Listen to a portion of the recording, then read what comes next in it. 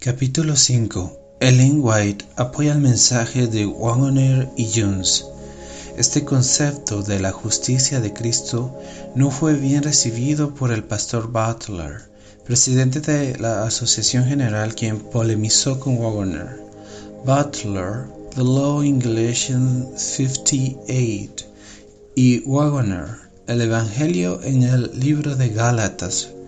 Waggoner responde a G.I. Butler, 7778. Fue asimismo mal recibido por otros que escribieron cartas de queja a Ellen White en relación con la enseñanza de Jones y Waggoner. Ella replicó con energía en un sermón matinal en Battle Creek, titulado «Cómo tratar un punto doctrinal controvertido». Cita: «Me han llegado cartas que afirman que Cristo no podría haber tenido la misma naturaleza que el hombre, pues si la hubiera tenido, habría caído bajo tentaciones similares. Si no hubiera tenido la naturaleza del hombre, no podría ser nuestro ejemplo. Si no hubiera sido participante de nuestra naturaleza, no podría haber sido tentado como lo ha sido el hombre. Si no le hubiera sido posible rendirse ante la tentación, no podría ser nuestro ayudador. Fue una solemne realidad que Cristo vino a reñir las batallas como hombre en lugar del hombre. Su tentación y victoria nos dicen que la humanidad puede copiar el modelo. El hombre debe llegar a ser participante de la naturaleza divina». Segunda de Pedro, capítulo 1, verso 4. Los hombres pueden tener un poder para resistir el mal, un poder que ni la tierra, ni la muerte, ni el infierno pueden vencer, un poder que los colocará donde puedan llegar a ser vencedores como Cristo venció. La divinidad y la humanidad pueden combinarse en ellos. Mensajes Selectos, tomo 1, página 478, párrafo 2. Durante toda la década de los años 90, Ellen White manifestó su apoyo inequívoco a este concepto clave del mensaje de 1888. En ninguna manera de sus incontables declaraciones de apoyo al mensaje se puede encontrar la más leve insinuación de haber albergado reservas sobre ese ingrediente fundamental. En febrero de 1894 publicó un folleto titulado «Cristo tentado como nosotros». Cita: «Muchos dicen que Cristo no fue como nosotros somos y por lo tanto, como era divino, nosotros no podemos vencer como Él venció, pero esto no es verdad, porque ciertamente no socorrió a los ángeles, sino que socorrió a la descendencia de Abraham. Pues en cuanto Él mismo padeció siendo tentado, es poderoso para socorrer a los que son tentados». Hebreos capítulo 2, verso 16 al 18. Cristo conoce las pruebas del pecador, conoce las sustentaciones, tomó sobre sí nuestra naturaleza y fue tentado en todo como nosotros. Él lloró, fue un hombre de dolores y experimentado en quebranto. Recibiréis poder, página 370, párrafo 13. Y si Cristo, tal como Él ya afirma a partir de la Biblia, fue tentado como lo somos nosotros, ¿a qué deducciones se puede llegar con ello? Sin duda debe querer decir ni más ni menos lo que dice. El cristiano debe reconocer que no se debe a sí mismo. Sus más fuertes tentaciones vendrán del interior, ya que deberá batallar contra las inclinaciones del corazón natural. El Señor reconoce nuestras debilidades. Toda lucha contra el pecado significa Cristo obrando en el corazón a través de sus agentes señalados. Oh, si pudiéramos comprender lo que Jesús es para nosotros y lo que nosotros somos para Él. The Bible Echo, 1 de diciembre 1892. En el deseado de todas las gentes expresó a los lectores de todo el mundo sus convicciones escritas después de 1888. En ninguno de sus anteriores escritos había desarrollado la idea con tal fuerza y claridad. Habría sido una humillación casi infinita para el Hijo de Dios revestirse de la naturaleza humana, aun cuando Adán poseía la inocencia del Edén. Pero Jesús aceptó la humanidad cuando la especie se hallaba debilitada por 4000 años de pecado. Como cualquier hijo de Adán, aceptó los efectos de la gran ley de la herencia, y la historia de sus antepasados terrenales demuestra cuáles eran aquellos efectos. Mas Él vino con una herencia tal para compartir nuestras penas y tentaciones y darnos el ejemplo de una vida sin pecado. El deseado de todas las gentes, página 32, párrafo 3. ¿Cómo tomó Cristo la naturaleza impecable de Adán antes de la caída, antes de la transgresión? Fue hecho de la simiente de David según la carne. Romanos capítulo 1 verso 3. No fue creado como una réplica de Adán, no fue formado de nuevo del polvo de la tierra, ni se le insufló en la nariz el soplo de vida. Fue como cualquier hijo de Adán. Aceptó los efectos de la gran ley de la herencia. La gloriosa paradoja debe contemplarse siempre en su pureza y claridad. Vestido en la ropa de la humanidad, el Hijo de Dios bajó hasta el nivel de aquellos a quienes quería salvar. En él no hubo engaño ni pecado. Siempre fue puro e incontaminado. Sin embargo, tomó sobre sí nuestra naturaleza pecaminosa. Review Herald, 15 de diciembre 1896. Desde el corazón, página 38, para el 26 de enero. Ver también, Él tomó sobre su naturaleza sin pecado nuestra naturaleza pecaminosa para saber cómo socorrer a los que son tentados. Ministerio Médico, página 237, párrafo 3. Tras 1888 es evidente el énfasis en sus escritos. Por ejemplo,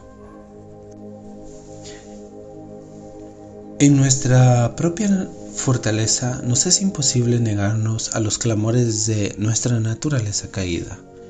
Por medio de ella Satanás nos presentará tentaciones. Cristo sabía que el enemigo se acercaría a todo ser humano para aprovecharse de las debilidades hereditarias y entrampar mediante sus falsas insinuaciones a todos aquellos que no confían en Dios. Y recorriendo el terreno que el hombre debe recorrer, nuestro Señor ha preparado el camino para que venzamos. No había en él nada que respondiera a los sofismas de Satanás. Él no consintió en pecar. Ni siquiera por un pensamiento cedió a la tentación. Así podemos hacer nosotros. El deseado de todas las gentes, página 98, párrafo 4. La tentación se resiste cuando el hombre se ve poderosamente persuadido a cometer la acción errónea y sabiendo que él puede cometerla resiste por la fe, aferrándose firmemente al poder divino. Esta es la prueba por la cual Cristo pasó. The Just Instructor, 20 de julio de 1899. Mensajes selectos, tomo 3, página 149, párrafo 1. En ese conflicto la humanidad de Cristo fue puesta a prueba en tal forma que ninguno de nosotros comprenderá jamás. Las suyas fueron tentaciones verdaderas, no artificiosas.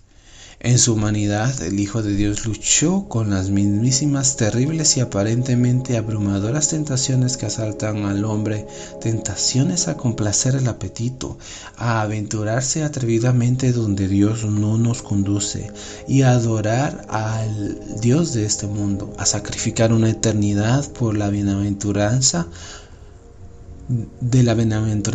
por los placeres fascinadores de esta vida.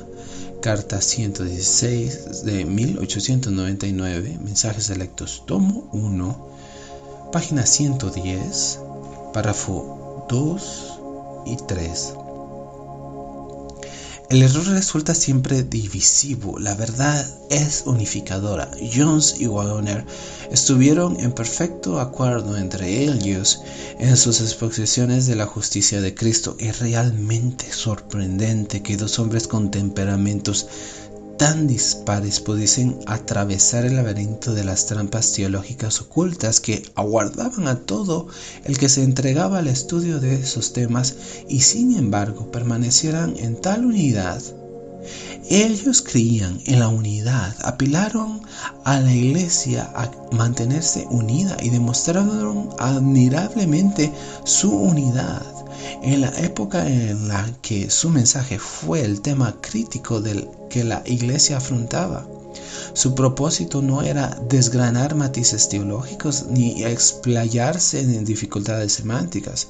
Por encima de todo eran mensajeros, reformadores, evangelistas que sentían la responsabilidad de llevar a término la obra de Dios en su generación. El objetivo de su teología era la preparación de un pueblo para el regreso del Señor. Obsérvese la exposición de Jones sobre la justicia de Cristo. Habiendo sido hecho como nosotros en todas las cosas, cuando fue tentado sintió justamente lo que sentimos nosotros al ser tentados. Lo conoce todo al respecto y es así como puede auxiliar y salvar hasta lo último a todos aquellos que lo reciben. En cuanto a su carne, en cuanto a sí mismo en la carne, era tan débil como lo somos nosotros. Dijo, no puedo yo de mí mismo hacer nada. Juan capítulo 5, verso 30. Así, cuando llevó él nuestras enfermedades y sufrió nuestros dolores, según Isaías 53, verso 4, y fue tentado en todo como nosotros, sintiendo como sentimos nosotros, por su fe divina lo conquistó todo por el poder de Dios que esa fe le proporcionaba y que en nuestra carne Él nos ha proporcionado. Por lo tanto, llamará su nombre Emmanuel, que declarado es Dios con nosotros. No solamente Dios con Él, sino Dios con nosotros. El camino consagrado, página 26 y 27. Jones basó en las palabras de Jesús sus convicciones sobre la naturaleza de Cristo y su justicia. Las mismas en Juan 5:30 merecen una consideración cuidadosa, ya que frecuentemente se las pasa por alto. No puedo yo de mí mismo hacer nada. Como oigo, juzgo, y mi juicio es justo, porque no busco mi voluntad, mas la voluntad del que me envió, del Padre. ¿Era correcto el razonamiento de Jones? En esas palabras de Jesús radica la semilla de la verdad, a partir de la cual se desarrolló el imponente árbol del mensaje de 1888. Aquí el Señor descubre la lucha interna en su carne y en su alma, que da significado y relevancia al término justicia de Cristo, en relación con las necesidades de la humanidad caída. Así se encuentra la base para la declaración de Waggoner anteriormente referida. Hubo en toda su vida una lucha. Cristo y su justicia, página 28. Jesús tenía que hacer constantemente algo que el impecable Adán jamás debió hacer. Debía negar su voluntad interior, mi voluntad, que estaba perpetuamente en potencial oposición con la voluntad de su Padre. Esa lucha llegó a un clímax en el Getsemaní, donde oró en agonía: pero no sea como yo quiero, sino como tú. Mateo 26, verso 39.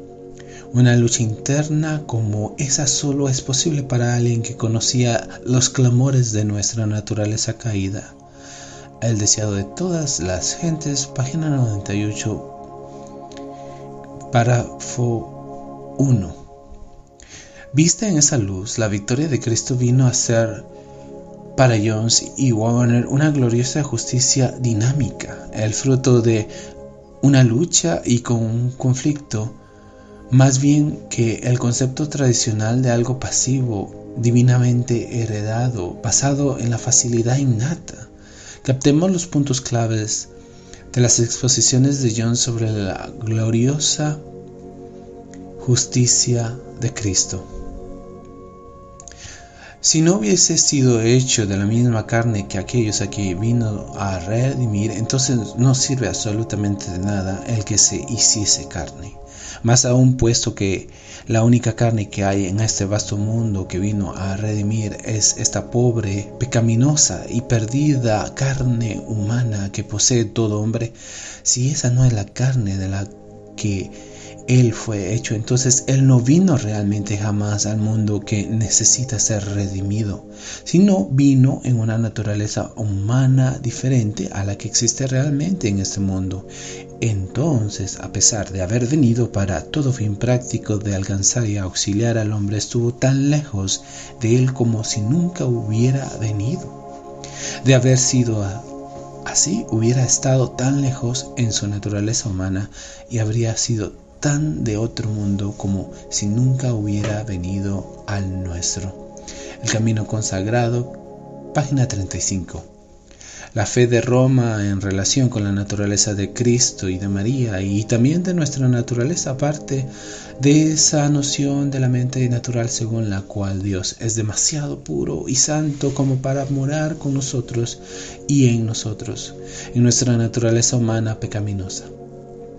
Tan pecaminosos como somos, estamos demasiado distantes de Él en su pureza y santidad, demasiado distantes como para que Él pueda venir a nosotros tal como somos. La verdadera fe, la fe de Jesús, consiste en que, alejado de Dios, como estamos en nuestra pecaminosidad, en nuestra naturaleza humana que Él tomó, vino a nosotros justamente allí donde estamos. Que infinitamente puro y santo como es Él, y pecaminosos, degradados y perdidos como estamos nosotros, Dios en Cristo a través del Espíritu Santo quiere voluntariamente morar con nosotros y en nosotros para salvarnos, para purificarnos y para hacernos santos. La fe de Roma consiste en que debemos necesariamente ser puros y santos a fin de que Dios pueda morar con nosotros. La fe de Jesús consiste en que Dios debe necesariamente morar con nosotros y en nosotros a fin de que podamos ser puros y santos. En el mismo libro, página 38 y 39, Jones encuentra un gran significado en la frase "en la carne" de Romanos capítulo 8 verso 3, en referencia a la carne que Cristo tomó. Cristo condenó el pecado en su carne y lo condenó así en toda carne. Jones vio en la palabra semejanza mucho más que un parecido superficial y que camuflaría en realidad la idea de diferencia. Solo sujetándose él mismo a la ley de la herencia podía alcanzar el pecado en su auténtica y verdadera dimensión tal como es en realidad. Hay en toda persona, en muchas maneras, la tendencia al pecado heredada desde pasadas generaciones que no ha culminado todavía en el acto de pecar, pero que está siempre dispuesta, cuando la ocasión lo permite, a consumarse en la comisión efectiva de pecados. Debe ser afrontada y sometida a esa tendencia hereditaria al pecado, esa tendencia o propensión hereditaria que hay en nosotros hacia el pecado. También le fue cargada nuestra tendencia al pecado al ser hecho carne. Así afrontó el pecado en la carne que tomó y triunfó sobre él. Como está escrito, Dios enviando a su Hijo en semejanza de carne, de pecado, y a causa del pecado condenó al pecado en la carne. Romanos capítulo 8, verso 3. También en el mismo libro, página 41 y 42.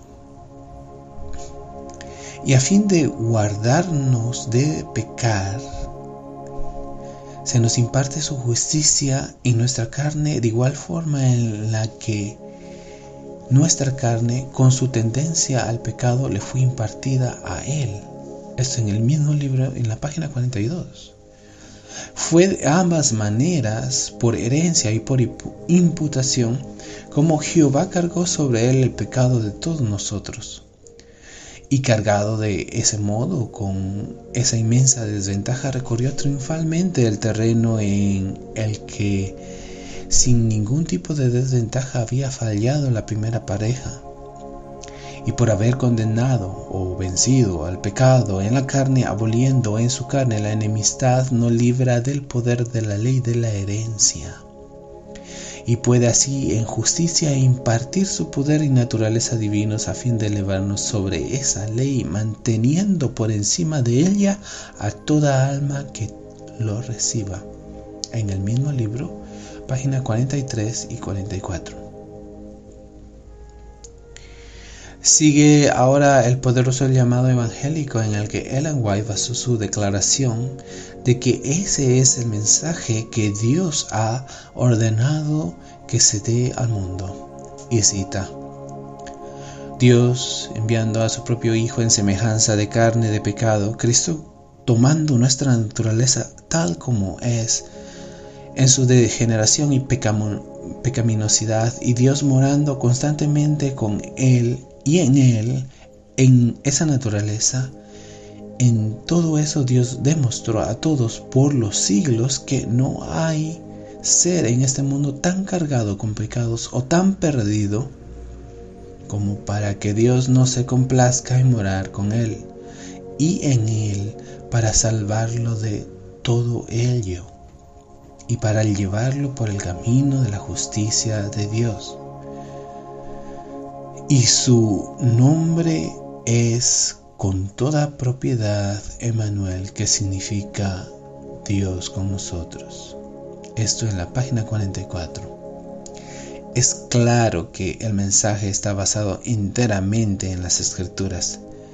Las propias palabras de Jesús en los evangelios de Juan y Mateo nos describen la naturaleza de su propia lucha interna contra la tentación. En Juan capítulo 5, verso 30, capítulo 6, verso 38 y Mateo 26, verso 39, tomó sobre sí una voluntad en constante necesidad de ser negada a fin de seguir la voluntad de su Padre. Y la intensidad de la lucha fue tal en el Getsemaní que sudó gotas de sangre.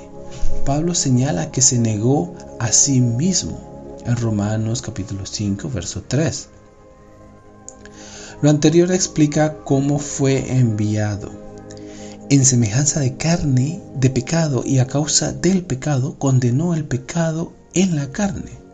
Romanos capítulo 8, verso 3.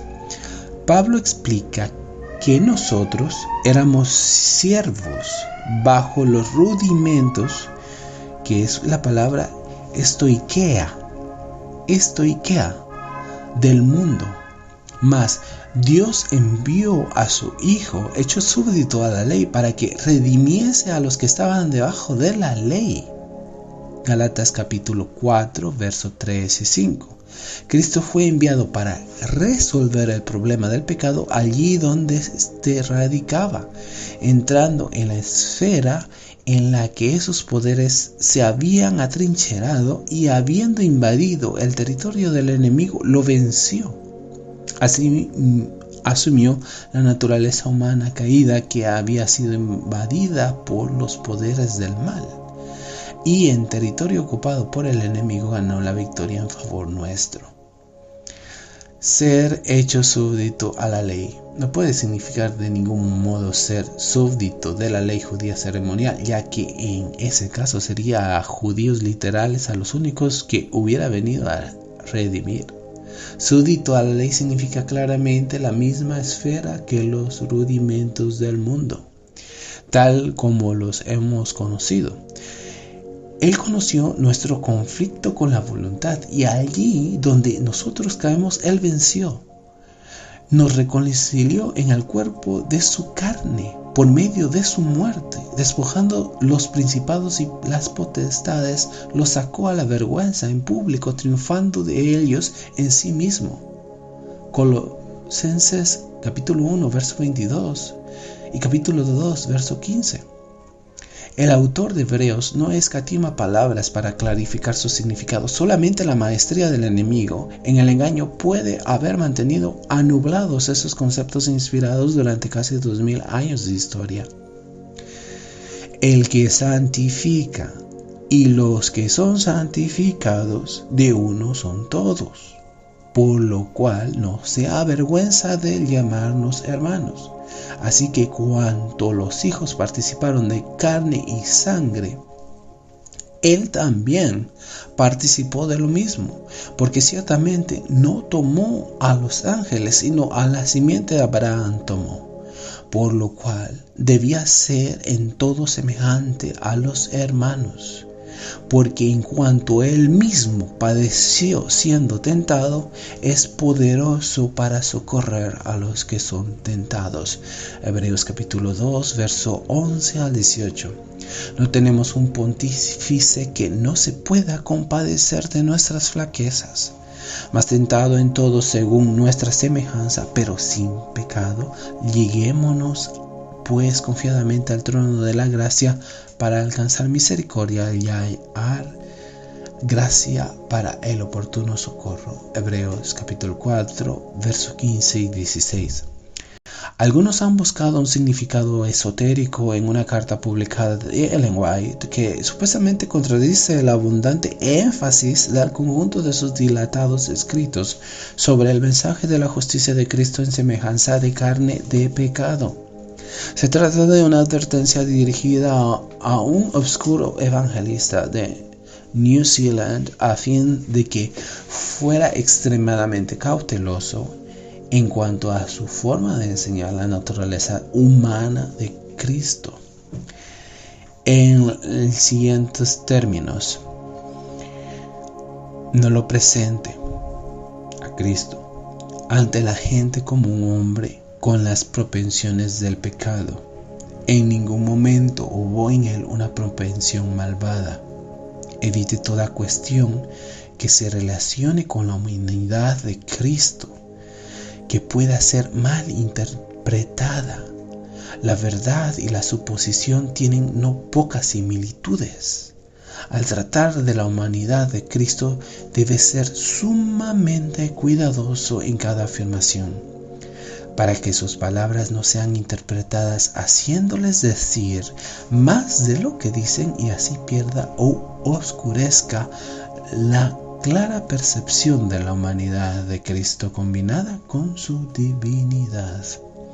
Nunca deje en forma alguna la más leve impresión en las mentes humanas de que una mancha de corrupción o una inclinación a ellas descansó sobre Cristo, o que en alguna manera se rindió a la corrupción.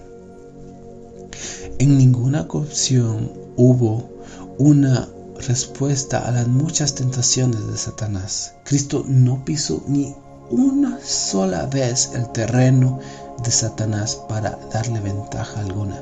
Satanás no halló en él nada que lo animara a avanzar. Esta es la carta 8 de 1895 y está mal traducida en el Comentario Bíblico Adventista, volumen 5, página 1102 y 1103.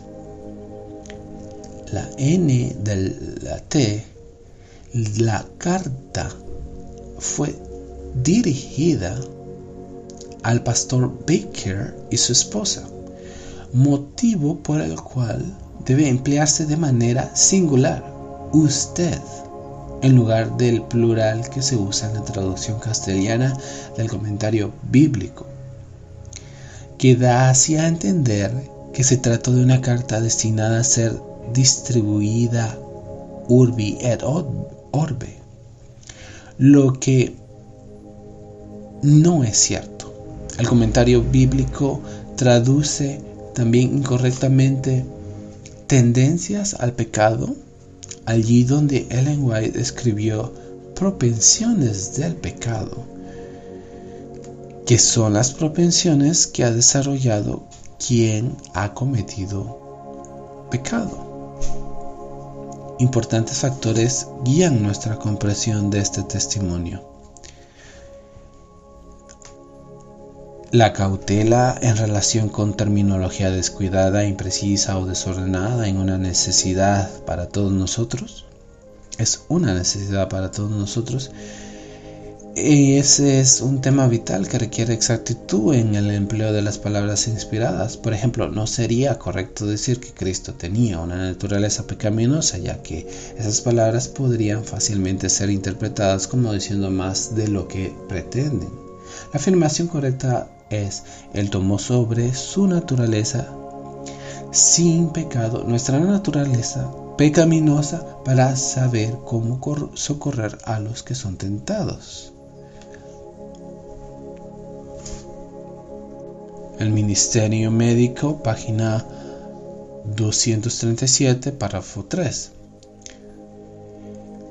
La carta quiere decir exactamente lo que dice en su contexto. No hay razón para tergiversarla sacándola de su contexto a fin de convertirla en una condenación del mensaje de 1888 que enseñaron Jones y Waggoner.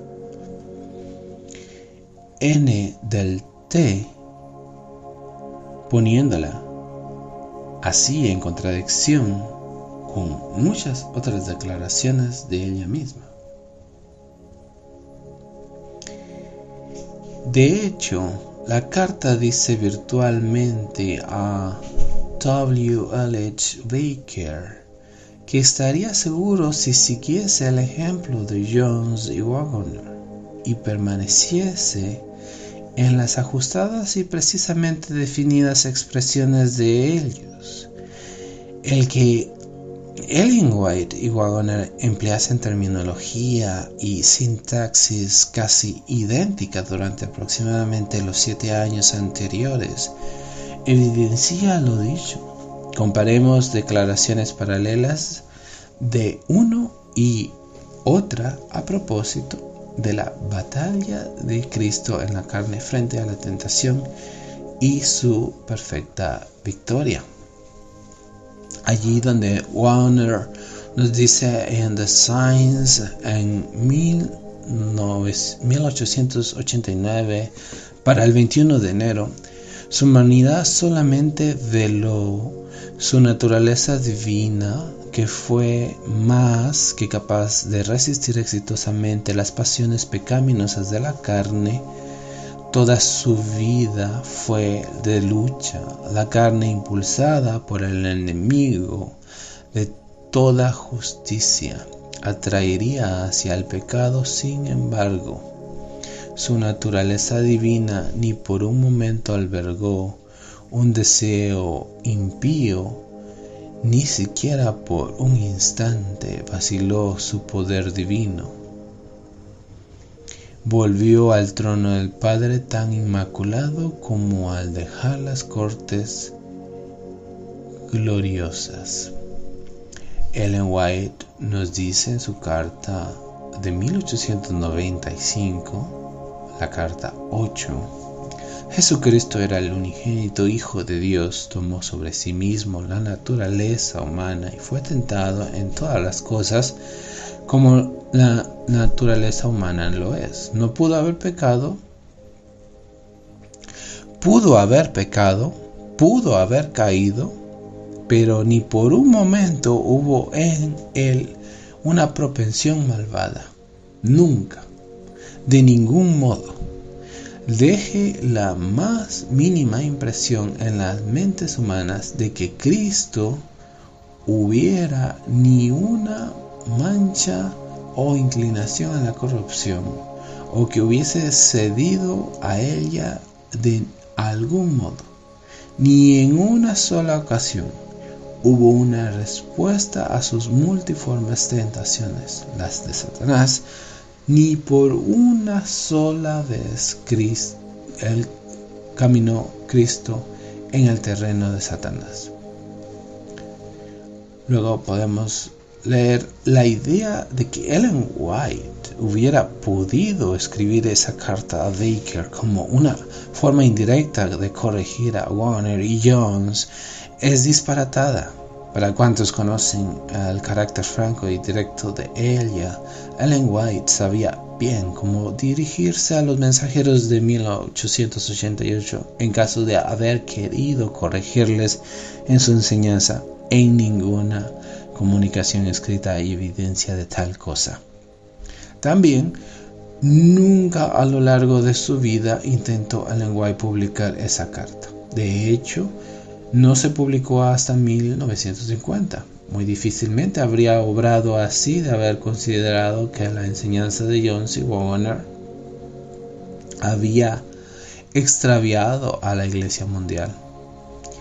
Y por último, Prescott había estado visitando Australia poco tiempo antes de que se escribiera la carta a Baker y había predicado con claridad en las reuniones campestres de Armidale.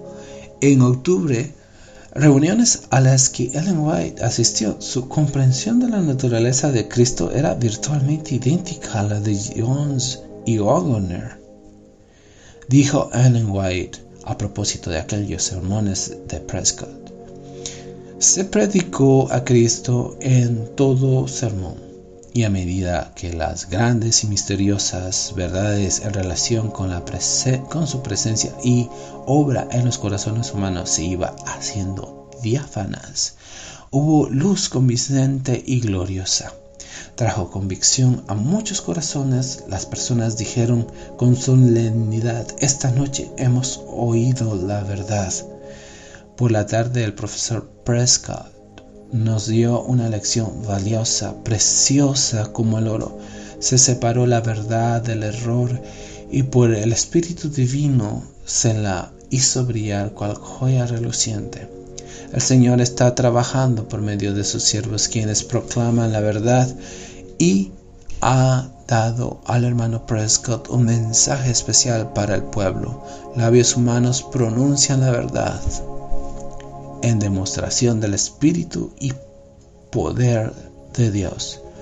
The Review Herald, para el 7 de enero de 1896. Jones y Waggoner no presentaron nunca ante la gente a Cristo como un hombre con las propensiones de pecado. El diccionario de inglés de Oxford explica la etimología de propensión a partir de la voz latina propendere, pender o inclinarse hacia adelante o hacia abajo. Nuestra palabra péndulo se origina de la misma raíz. El término propensión implica una respuesta a la gravedad, connota definitivamente acción más bien que resistencia. Significa una participación real en el pecado. Ellen White utilizó esa palabra en un ejercicio de exquisita corrección lingüística. No es correcto igualar las propensiones del pecado con el hecho de que Cristo tomase sobre su naturaleza impecable nuestra naturaleza pecaminosa. Si bien somos nacidos con propensiones inherentes a la desobediencia, aquí Ellen White en el Comentario Bíblico Adventista, volumen 5, página 1102, como pecadores, y por lo tanto tenemos propensiones al mal, no es menos cierto que no debemos retener una sola propensión pecaminosa. Esto lo encontramos en el volumen 6 del mismo Comentario Bíblico Adventista, en la página 954. A pesar de seguir estando en la naturaleza pecaminosa, Ellen White no equiparó las propensiones malvadas con las tendencias o inclinaciones que tiene nuestra carne. Como resultado de la obra de la gran ley de la herencia que Cristo tomó sobre sí en su batalla con la tentación, de igual forma a como debemos pelearla nosotros, declaró que Cristo debió resistir la inclinación. También en el volumen 6, en la página 941. Aunque ciertos diccionarios no teológicos equiparan propensiones con inclinaciones, las raíces etimológicas son distintas y en el caso de inclinaciones se significa especialmente el hecho de sentir que se ejerce una fuerza o una gran presión sobre uno sin implicar necesariamente una respuesta. Verdaderamente hay razón para ser cuidadosos, extremadamente cuidadosos.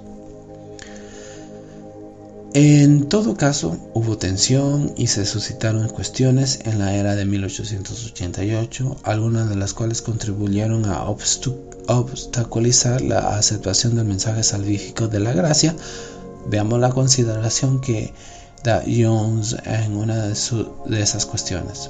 En Jesucristo encontramos a aquel cuya santidad es fuego consumidor para con el pecado. La pureza consumidora de esa santidad eliminará todo vestigio del pecado y pecaminosidad en todo aquel que encuentre a Dios en Jesucristo. Así, en su verdadera santidad, Cristo pudo venir y vino en carne pecaminosa a los hombres pecaminosos, allí donde están los hombres pecaminosos.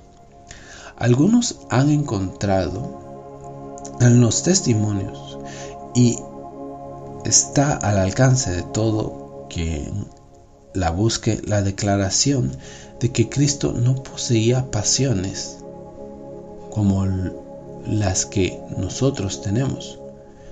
La declaración está ahí. Todos lo pueden constatar. Testimonies to Ministers and Workers of the Gospel, Volume 2, page 451, paragraph 1. No habrá problema para nadie con la condición de atenerse justamente a lo que allí se expresa sin pretender ir más allá ni provocar significados ajenos. General Conference, Bulletin 1895, página 312. Volviendo al asunto de que Cristo no tuviese pasiones como las nuestras, vemos que a todo lo largo de las Escrituras Él es como nosotros y con nosotros según la carne. Fue hecho en semejanza de carne de pecado, pero no vayamos demasiado lejos. Fue hecho en semejanza de carne de pecado, no en semejanza de mente de pecado. No forcemos hasta allí su mente. Su carne fue nuestra carne, pero la mente era la mente que tuvo Cristo Jesús. Filipenses capítulo 2, verso 5. Si Él hubiese tomado nuestra mente, ¿cómo podríamos entonces habernos exhortado? ¿Cómo podría entonces habernos exhortado a tener la mente de Cristo? Ya la habríamos tenido anteriormente. Esto en el mismo libro, página 327.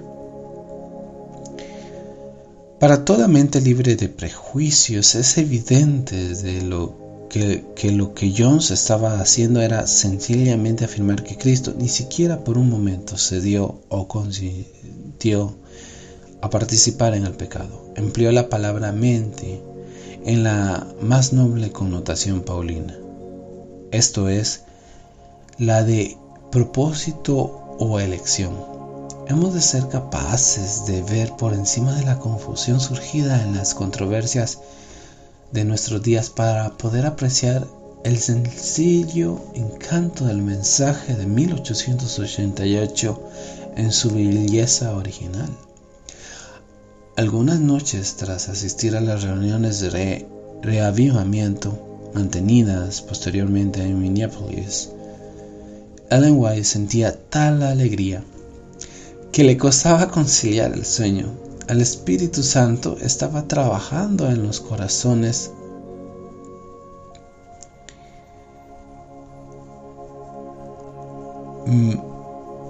de los jóvenes del colegio superior mediante las expresiones de la justicia de Cristo.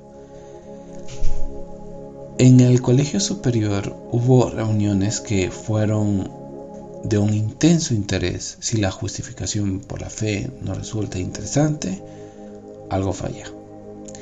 La vida cristiana, que les había parecido antes poco atractiva y llena de inconsistencias, aparecía ahora en su verdadera luz de marcada simetría y belleza.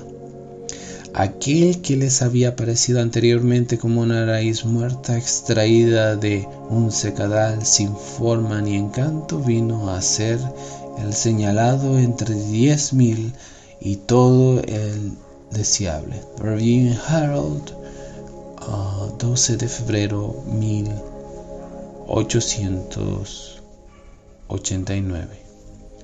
Concluyendo su presentación de la justicia de Cristo en semejanza de carne de pecado, Warner dirige este poderoso llamamiento al corazón. Alguien dirá, no encuentro consuelo en eso.